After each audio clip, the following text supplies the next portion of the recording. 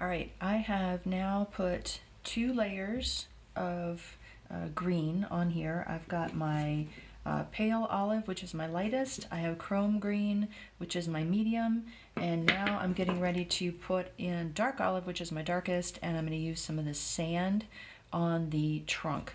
Notice that I didn't put the trunk in first, or the branches, because they are obscured by the leaves. So what I'm going to do is go in to the gaps that I left and put the trunk or branches in. And you can only see them in, like here, you can only see them in the little gaps in between the leaves, which is why I did not do that first. Because if you want a plant to look realistic, it's all about having things overlap.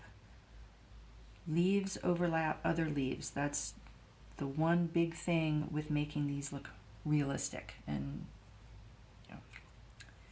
Okay, so there's a little bit of trunk. I'm going to come in and put a little bit more dark in here with a darker marker. This is the same one I used for the dirt.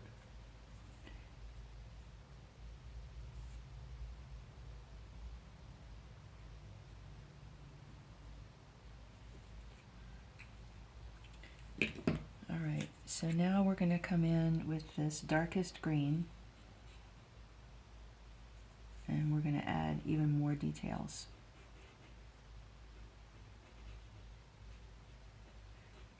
The other thing I am going to do is have some of these leaves be really, really dark because they're behind or underneath other leaves, like this guy.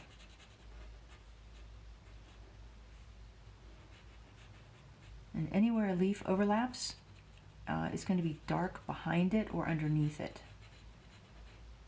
So this is how you get kind of a 3D effect with your leaves.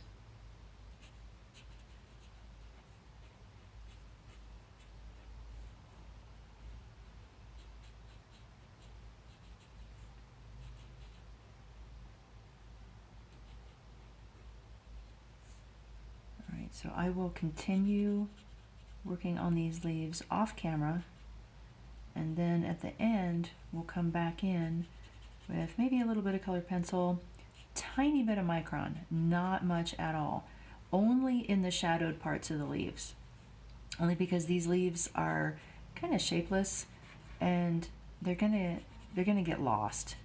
I mean, the fact that yes, okay, these are leaves, it's pretty obvious, but there's not enough distinction to show individual leaf shapes. So I will finish this up and come back in with some dry media.